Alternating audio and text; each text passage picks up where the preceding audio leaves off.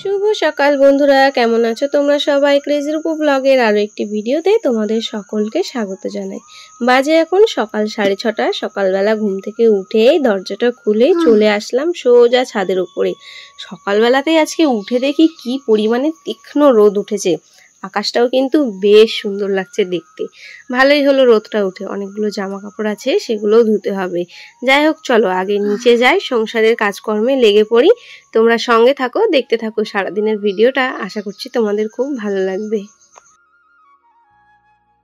ছাদ থেকে নেমে এসে লেগে পড়েছি সংসারের আশিবাসি কাজকর্ম করতে। তো রাতের যত বাসন কোসন ছিল সেগুলো সব একবারে বার করে নিয়ে যাচ্ছি। তো বাইরে নিয়ে গিয়ে রেখে তারপরে ঘর বারান্দাগুলো ঝাড় দেব। আর বাসনগুলো না, কিছু কিছু বাসনে জল দেওয়া ছিল না, তো সেগুলো শুকিয়ে গেছে। তো একবারে জল দিয়ে রেখে দিলাম, বাসনগুলো ততক্ষণ ভিজবে। আর আমার ওদিকে ঘর বারান্দা উঠান টুঠান সব ঝাড় দেওয়াও হয়ে যাবে। আর এদিকে আমি গাছের মধ্যে একটা দারুণ জিনিস দেখতে পেলাম। তো দেখো, তোমাদের সঙ্গেও সেটা শেয়ার করছি। এই যে কাঠবেড়ালিটা দেখো আমাদের পেয়ারা গাছের উপরে কি পরিমাণে দুষ্টুমি করছে। এই গাছটায় পেয়ারা ধরার পর থেকে এত কাঠবেড়ালি আর পাখি আসে এই জায়গাটায়, মানে দেখেও শান্তি। আর উপর দিকে যে পেয়ারাগুলো সেগুলো আমরা একটাও খেতে পারিনি, সব ওরাই খেয়ে নিয়েছে। আর দেখো কি পরিমাণে খালি এই ডাল ওই ডাল থেকে ঝাঁপ দিচ্ছে, মানে দেখতেও বেশ ভালো লাগে জানো তো, মনে হয় যেন দেখতেই থাকি। দেখো দেখো বাবা, কি জোরে অত উঁচু ডালটার থেকে ঝাঁপ মারলো। বাই চান্স যদি নিচে পড়তো কি হতো। এটাই তাদের অভ্যস্ত হয়ে গেছে, এই ডাল থেকে ওই ডাল। ভালোও লাগে বেশ দেখতে। আর এইদিকে দেখো আমাদের বাড়ির পিছনে কত রকমের গাছ রয়েছে। আর হ্যাঁ, এই গাছটা কি গাছ তোমরা একটু আমাকে জানাবে তো। এই যে বড় বড় পাতাওয়ালা যে গাছটা দেখতে পাচ্ছ, তো গাছটার বয়স হচ্ছে 5 বছর। এই গাছটা আমাকে হসপিটাল থেকে দিয়েছিল পিকলু হওয়ার সময়। যেদিন হসপিটাল থেকে ছুটি হয়ে বাড়িতে আসি সেদিন দিয়েছিল। তো পরের দিনই বাবা গাছটা লাগিয়ে দেয়, অনেকটা বড় হয়ে গেছে। কি গাছ আমার জানা নেই। তো যাই হোক, বাসন কোসন মাজা ঘষা করে নিয়ে সমস্ত কাজ করে এদিকে দেখো আমি এখন আঠা জাল দিতে শুরু করে দিয়েছি। আঠাটা পিকলুর বাবা নিয়ে যাবে দোকানে, এই আঠা দিয়ে আমাদের কাজ করা হয়। তো সেই কারণেই। আর এই কড়াইটাও মানে আঠা জাল দিয়ে দিয়ে এরকম হয়ে গেছে, যতই মাজি তত ওরকমই থেকে যায়। আর তোমরা আমাকে মানে আমার কাছে জানতে চেয়েছিলে যে আঠাটা কি দিয়ে করি। এটা হচ্ছে ময়দা, আর এর মধ্যে দুধ গুলিয়ে নিয়ে সেটাকে জাল দিলে নিজেই এরকম আঠার মতো হয়ে আসে। অনবরত এটাকে নাড়তেই থাকতে হবে, তাহলেই আঠা হয়ে যাবে।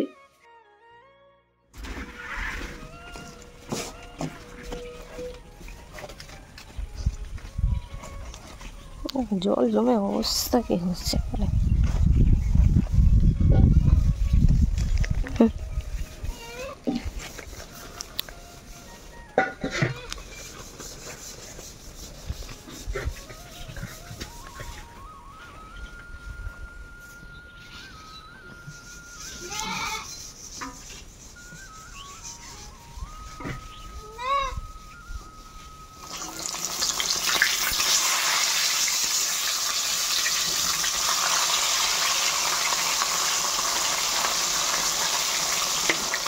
যাই হোক, সকালবেলায় সবাই যে যার কাজকর্মে ব্যস্ত হয়ে পড়েছি। আমার কাজ ছেড়ে আমি এদিকে রান্নাও বসিয়ে দিয়েছি, ভাত ফুটছে আর এদিকে মাছ ভাজা বসিয়েছি। তো দোকান থেকে ওদিকে মাছ কিনে পাঠিয়ে দেয়, মাছওয়ালা এখানে এসে ডাক দেয়, আমি গিয়ে নিয়ে চলে আসি। তো আজকে কাতলা মাছ নিয়েছে। আর কাতলা মাছের যেমন পিসগুলো তেমন ছিল কাতলা মাছের মাথাটাও। তো যাই হোক, সেটা তো তোমরা দেখেইছো, আমি মিনি ব্লগে শেয়ার করেছিলাম। তো মাছটা ভাজা হয়ে গেছে। আর এদিকে মাছের তেলটা আজকে এত বড় ছিল, মানে বেশ ভালোই ছিল। আমার আর মন করলো না যে ওটাকে ফেলে দিই, ভাবলাম চলো এটা দিয়ে আর একটা জিনিস বানিয়ে নিই। তো সেই কারণেই দেখো একটু পেঁয়াজ লঙ্কা দিয়ে মাছের তেলটাও এখানে দিয়ে দিয়েছি, একটু নুন হলুদ দেবো, দিয়ে এটাকে হালকা আঁচে ভাজা ভাজা করে নেবো। খেতে কিন্তু বেশ লাগে জানো তো।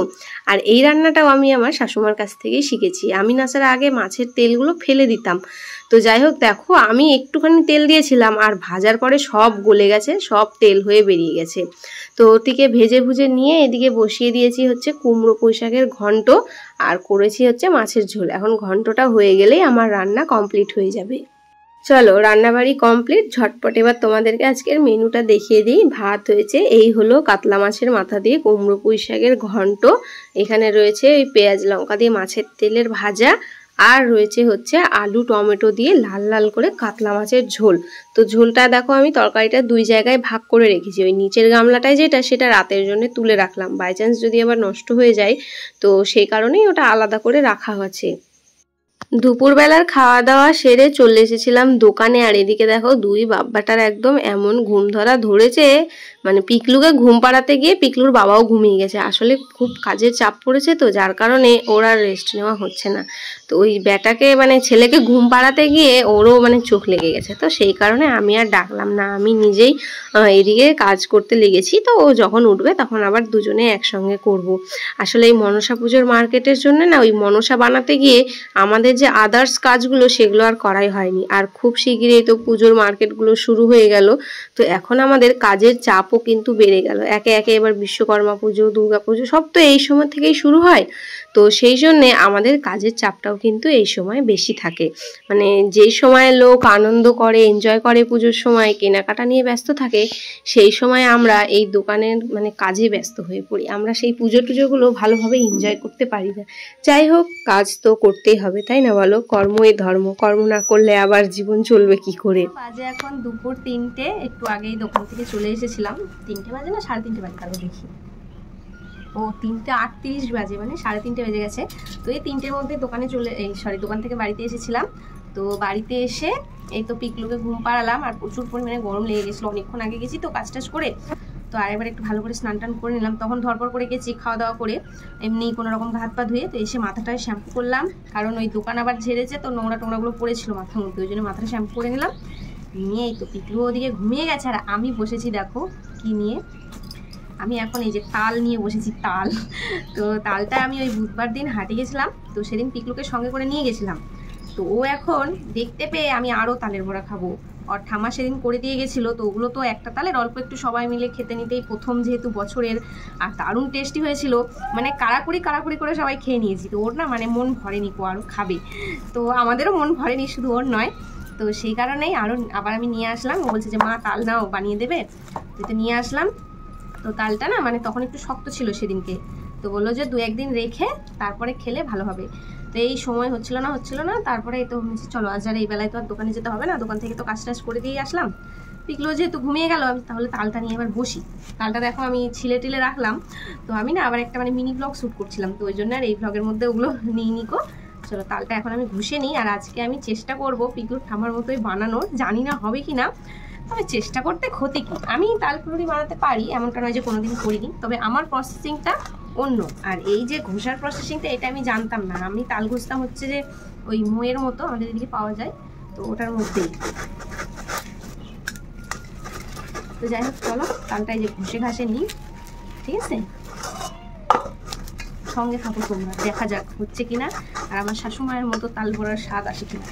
আমরা তাল ফুলুরি বলতাম, আমরা ছোটোর থেকে আমাদের ওখানে তাল ফুলুরি বলে। এখানে এসে দেখি সবাই তাল বড়া বলে। এই 6 বছর ওই তালের বড়া শুনে বলে না, আমার ওই তালের বড়া বলেই অভ্যাস হয়ে গেছে। অ্যাকচুয়ালি জিনিসটা তালের ফুলুরি, তালের বড়া নয়, বড়া জিনিসটা আলাদা। তো যাকে চলো, এক এক জায়গায় এক এক রকম ভাষা, সেটা বিচার করে লাভ নেই। এখন আমি আগে তালটা ঘুষে নিই, কতক্ষণ লাগবে এটাই হচ্ছে ব্যাপার।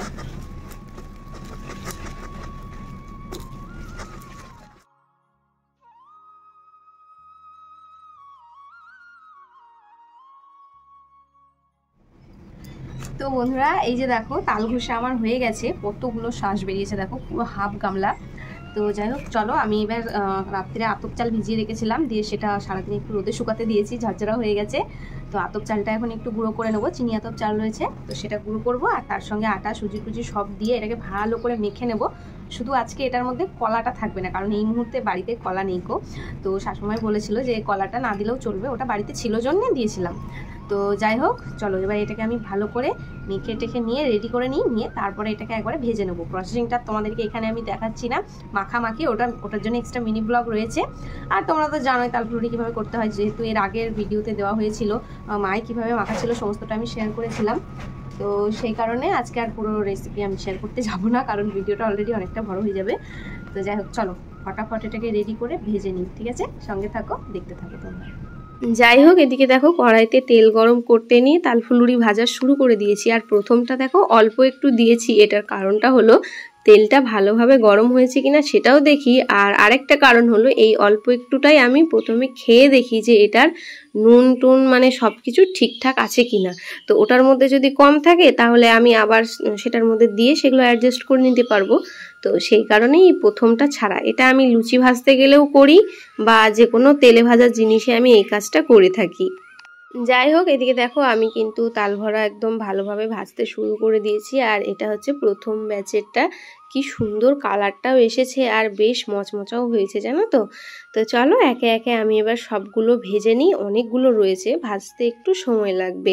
আর এই তেলে ভাজা জিনিস না সবসময় একটু মিডিয়াম আঁচে ভাজতে হয়, নাহলে ওপরটা কালার চলে আসে আর ভেতরে কাঁচা থেকে যায়। যাই হোক, সবগুলো তালফুলুরি আমার ভাজা হয়ে গেছে। আর ভিতরটাও দেখো এত সুন্দরভাবে হয়েছে, একটু কাঁচা টাচা নেই কো।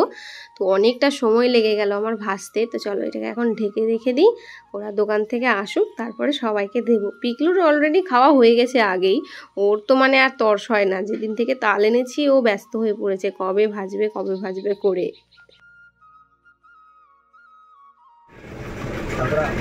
তারপরে বাটিটা ধরো, পুরো खा के हमको रिव्यू दे दो। ভালো হয়নি? ভালো হয়েছে? একটু কড়া করে করলাম, সেদিনকারগুলো দাঁতে ঢুকে যাচ্ছিল নরম একদম। না সত্যি সত্যি বলো, আমি করেছি জন্য বলতে হবে না, যেমন স্বাদ সেটা বলো। খাওয়া খারাপ বলে আমি ডাইরেক্ট বলি। ঠিক আছে, এটা ভিডিওতে সবাই জানে। যাই হোক, পিকলুর বাবা তো খেয়ে সেই তারিফ করে দিল, আমার তো দিল খুশ হো গিয়া। আর এদিকে দেখো শ্বশুর মশাই হচ্ছে আমার এই রকমই, মানে ওনার কোনো জিনিসে হ্যাঁও না নাও না, মানে একদম চুপচাপ। তো খেতে দিলাম, কিন্তু দেখো ওরা এখন দাদু নাতি লুডো খেলতে ব্যস্ত, কে খায় আমার তাল বড়া। তো যাই হোক, তাও আমি বললাম যে একটা মুখে দাও আগে কেমন হয়েছে দেখো। তো খেতে বললাম, এদিকে চুপচাপ তাও বসে আছে। তো খেয়ে দিয়ে দেখো চুপচাপ খেয়ে বসে আছে, মানে ভালো কি মন্দ কিছু বলে না। মানে উনি ওরকমই, রান্না হোক বা যে কোনো জিনিস খাওয়ার হয় খায়, আদার্স ওনার কোনো টেনশন নেই এদিকে। তো যাই হোক, এই জিনিসটাও বেশ আমার ভালোই লাগে। তো যাই হোক, চলো ওরা দাদু নাতি এদিকে খেলুক, আমি আবার রাতের জন্য একটু ভাত বসিয়ে দিই। আর ভিডিওটাও আজকে এখানেই শেষ করছি। কেমন লাগলো অবশ্যই কিন্তু কমেন্টে জানাবে। ভালো লাগলে একটা লাইক করে চ্যানেলটা সাবস্ক্রাইব করে আমার পাশে থাকবে। সবাই ভালো থাকবে, সুস্থ থাকবে, সাবধানে থাকবে। দেখা হচ্ছে খুব শিগগিরই পরের একটা ব্লগে। আজকের মতো সবাইকে টাটা। আর হ্যাঁ, তোমাদের সকলকে জন্মাষ্টমীর আগাম শুভেচ্ছা ও অভিনন্দন জানিয়ে রাখলাম। সবাই খুব খুব ভালো থেকো, খুব ভালোভাবে জন্মাষ্টমী পালন করো।